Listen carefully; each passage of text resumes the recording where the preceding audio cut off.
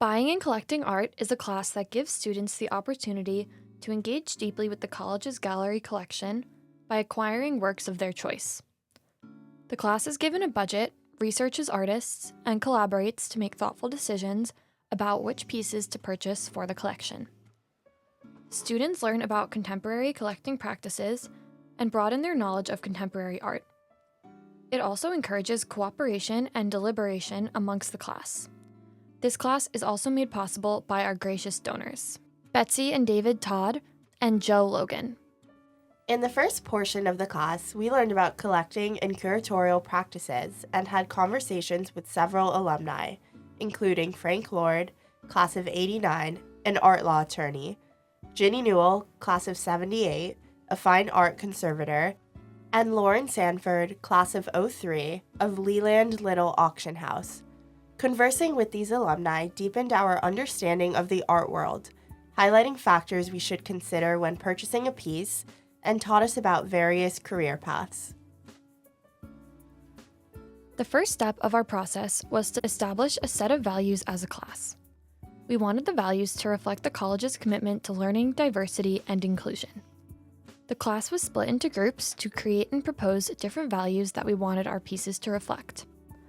After much discussion, we settled on 4 key values: initiates dialogue, education, diversity, and inclusion and accessibility. These established criteria served as the guidelines for our decision-making and evaluation of artists and artworks.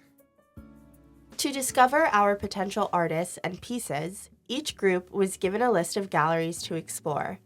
Each student then chose 4 artists whose pieces best matched our criteria.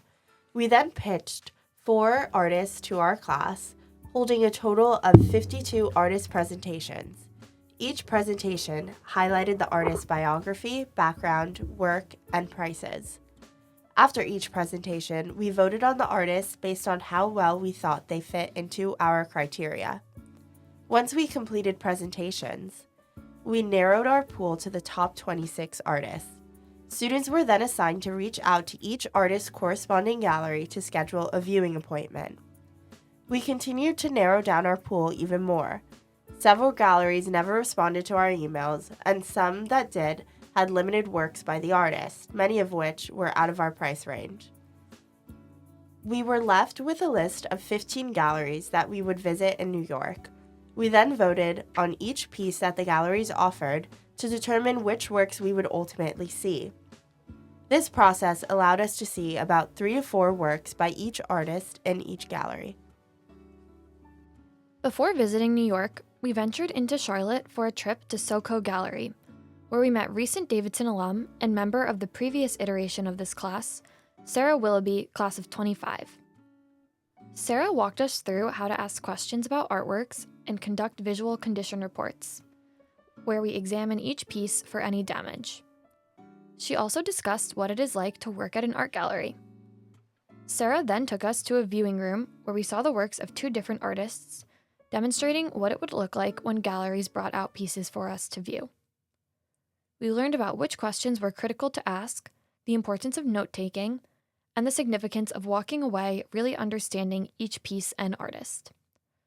This practice run helped us anticipate what to expect once we were in New York, and we are so grateful for Sarah's help. After delayed flight, travel misfunctions, and a late-night Amtrak ride, we finally arrived in New York. Despite the unexpected change in travel plans, we were all in high spirits and ready to explore the New York art galleries. We met the next morning in the hotel lobby and established a game plan for the day. For each gallery visit, one student was in charge of introducing our class to the receptionist and gallery attendant. One student would take notes, and another would have certain questions ready to ask. Each student took on one of these roles throughout the trip, and we all asked thoughtful and important questions at each gallery. Rosemary and Colby, what is your favorite piece that you've seen today? My favorite piece was from the Eric Firestone Gallery, and it came from David McDonald, and it was the familiar totem. I really liked the Wine Dark Sea boat from Hugh Locke. at Papal Gallery. Kate and Ella Grace, what was your favorite gallery and piece that you saw today? Mine would be the Eric Firestone. Because I really enjoyed all three of the vessels, and the gallerist was really nice, and it was just a great environment, and the stories behind the pieces she was really open to sharing. I really didn't expect how much my opinion on the pieces would change once I saw them. I definitely had some favorites going into this, and I think some of my, the works that I wasn't interested in actually really shone through in a way that I was like, maybe we should buy this. So it's really interesting to be out here.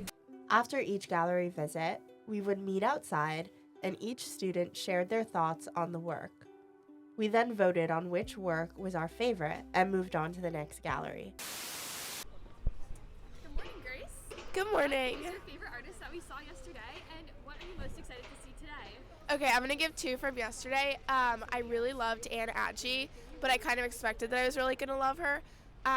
But one that was really unexpected was David McDonald. That was a really cool experience. And then today I'm really excited to see Shazia Sikander, which is an artist that I researched, or Isabella Ducrot, which I'm also really interested in. So We found this immediate discussion to be helpful in that we noted our emotions and reactions in the moment, which helped us decide which pieces would soon become our finalist. We spent 2 full days attending gallery visits and having our round-robin discussions after each appointment. Hi, we just came back from Eric Firestone Gallery, where we were viewing David McDonald's work. David McDonald is a ceramic artist, and his work deals with his African ancestry, and he uses different motifs from different African decorative arts, which he incorporates into his ceramic vessels. I thought seeing these pieces in person was super impressive, because you could really get a sense of the different techniques that he uses, as well as the glazes and the patterns were so much more prominent and impressive in person. It was also interesting to see how each gallery interacted with our class, their setup, and the artists they were representing. While we were focused on our selected artists, we also got to see some fascinating works by different established and emerging artists. We were also able to spend time with our old professor, Dr. Martinez, had many group meals, and visited a museum. Once we returned from our trip, we then voted on which pieces to keep in the running and which pieces to eliminate. Of our original 15 artists, we were able to eliminate about 5. This is where our intense and thoughtful discussions began. We all had a favorite artist, with some standouts being David McDonald, Chloe Chiasson, Anne Agee, Isabella Ducrot, and Sana Gateja. Our deliberation process was very long and thorough. We initially aimed to have selected our works by the end of the first class in New York. However, we quickly realized how passionate we were about so many different pieces. So it became critical that we relied on our criteria to select pieces that most fully capture the requirements. Siobhan, what did you think of our class's deliberation process? I really liked how much time we took after New York to talk about the works and the artists in class.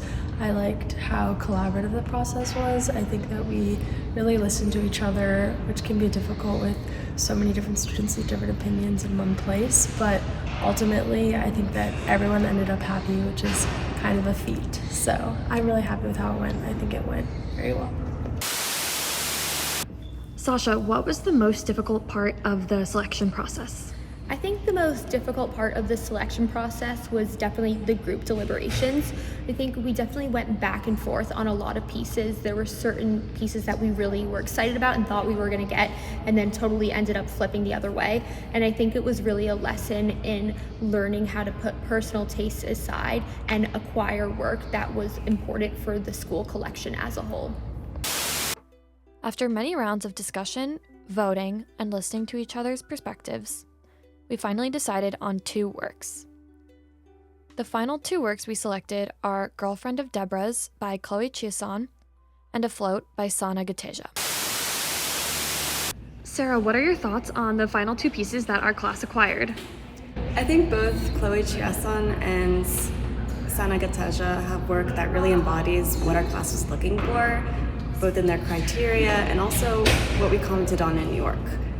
The materiality of works was something that we were particularly interested in throughout the trip, and I think both Sana Gateja's method and stories behind Chloe Chasson's artworks are something that really spoke to us.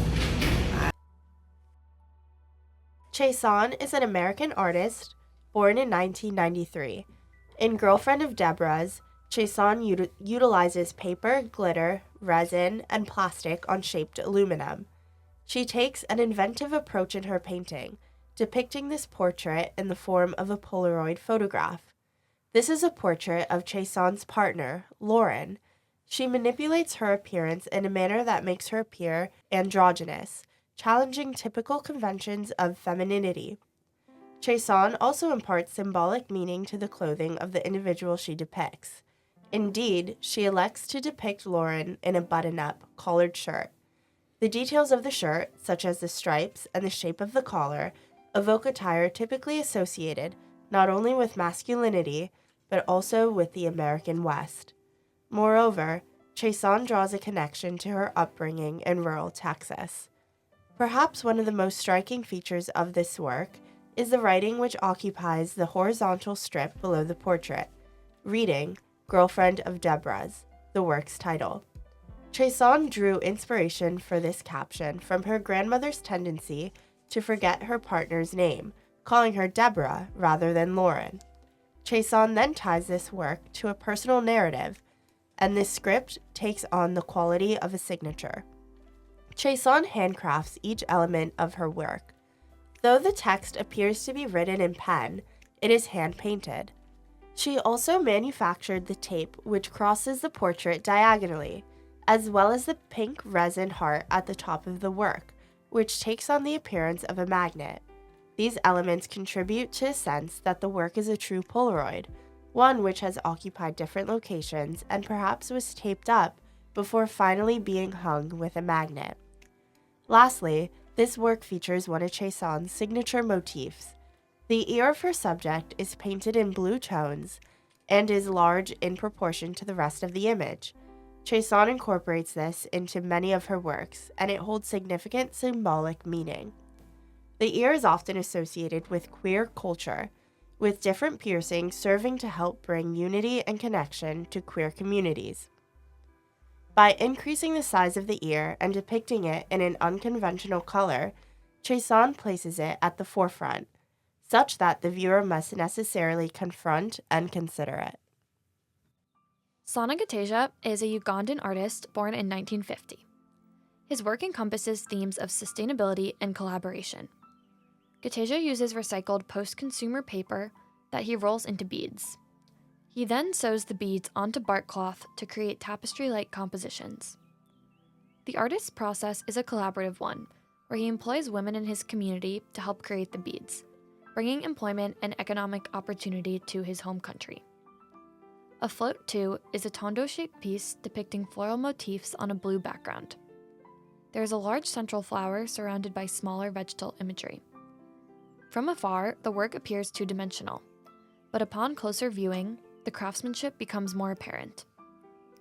The individual beads are expertly fit together to create each shape. This practice blurs the boundaries between two-dimensional and three-dimensional work, as well as material conventions. Furthermore, the small details and imperfections breathe through the work as you view the piece more closely. The original text from the rolled paper can be seen on the beads, as well as the layers of paint on the individual beads, revealing the subtle imperfections of the artist's hand. These practices allow the original materials to maintain their integrity throughout the work. Okay, I'm Colby. Both my artists got chosen, and I picked them both. I really loved them. Gateja specifically, I think the aspect of community that goes into his work was especially moving to all of us, and it was very evident in his work, both before New York and seeing it. I think the level of detail, both far away and the closer you get, it sort of changes, and I think that was really affecting to all of us.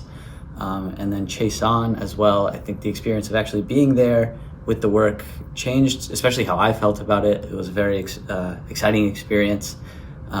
They really command a room, I think, and the way they interact with spaces is really interesting. And thematically, what both of them are doing is really, really fun as well. And I think they really hit our criteria. So. We are so grateful for the incredible opportunity to participate in this class. In addition to our donors, we would also like to thank Leah Newman, Dr. Halstead, and Maria Howell for making this class possible.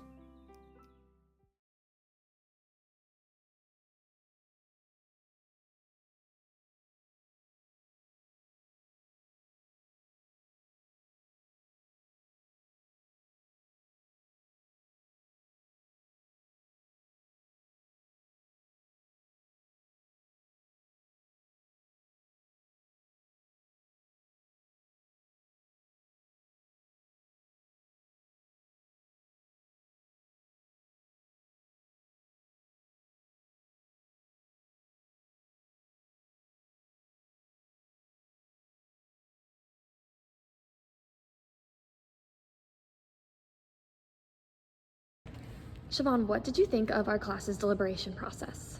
I really liked how much time we took after New York to talk about the works and the artists in class.